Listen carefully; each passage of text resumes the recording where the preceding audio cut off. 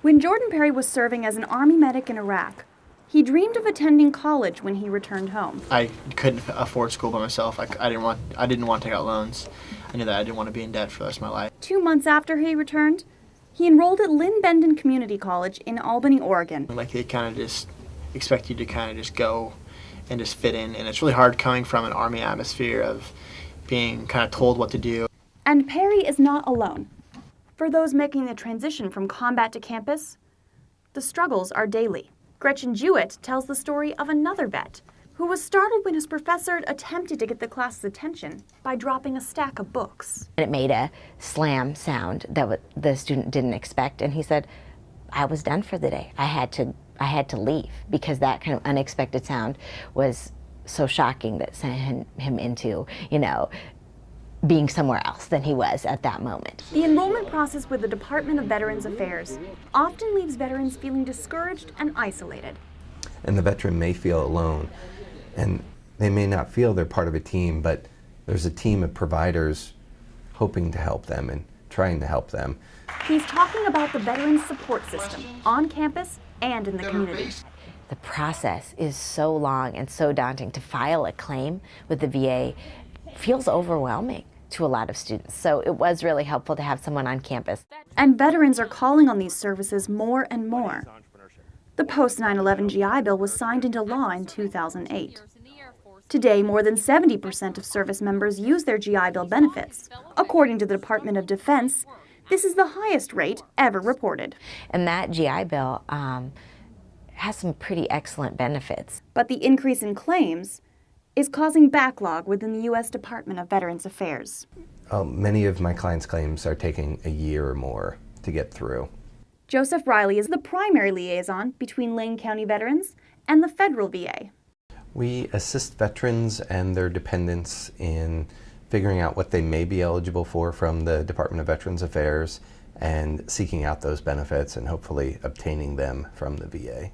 Adrian Black enlisted to pay for school. He served 6 years and 2 tours in the Middle East as an Army intelligence analyst. But a policy change in 2011 cut his tuition benefits by more than half. He is currently $24,000 in debt. I was angry. I felt like I was owed the education that I came for. I felt like I put 6 years of my life into being in the military on active duty. I did 2 tours in a combat zone, and it wasn't too much to ask to get a bachelor's degree debt-free out of that. The Army was the experience that it was, and I wouldn't trade it for anything, but the fact is the negative experience came not from the military itself, but from civilian lawmakers who manipulated the benefits to soldiers after the fact.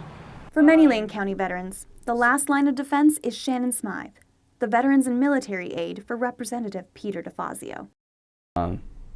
Going to a congressional or Senate office, you get a much better response than you would if you just call their 800 number and stay on the phone for a half an hour and only to be hung up on or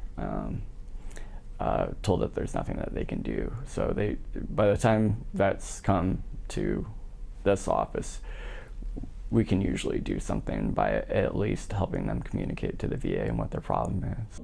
Smythe knows these frustrations firsthand. He was twice deployed overseas before using his GI benefits to earn his degree. And being a vet, I've been there and done that, and no vet has to convince me on how frustrating the process is. Still, even the staunchest veteran advocates know the system is far from perfect. Ultimately, they recognize it's a balancing act between administering the law and meeting the needs of individual veterans. The individuals involved with the VA, I think 9 times out of 10, really have the veterans' well-being at heart. That said, though, they're working in a huge bureaucracy, and all of their programs and ability to help veterans is based on rules and regulations. And I often tell my clients that, it's not about reality, it's not about common sense or doing what's right, it's about what the evidence shows and being able to satisfy the law. And it's a shame to have to say that, but that's the system that we have. Reporting with Rhoda, Krause, and Chris Wigg, I'm Sarah Allen.